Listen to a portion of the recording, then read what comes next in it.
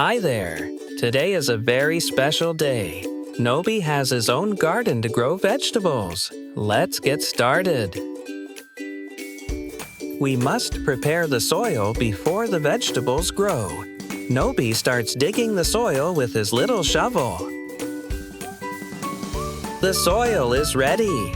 Now it's time to plant the seeds. Each one will grow into big, yummy vegetables. The seeds must not be left without water. Now let's water them one by one so that they will start to grow. Look, tiny green sprouts are starting to grow from the soil. Our vegetables are coming to life. The sprouts kept growing, and now little vegetables are starting to appear. They grow so fast. The vegetables are fully grown now. The tomatoes are bright red and the carrots are ready under the soil. It's harvest time.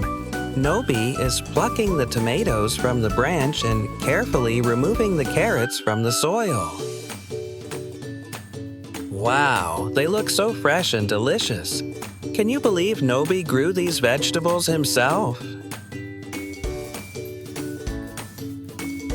Nobi had a great day in his garden.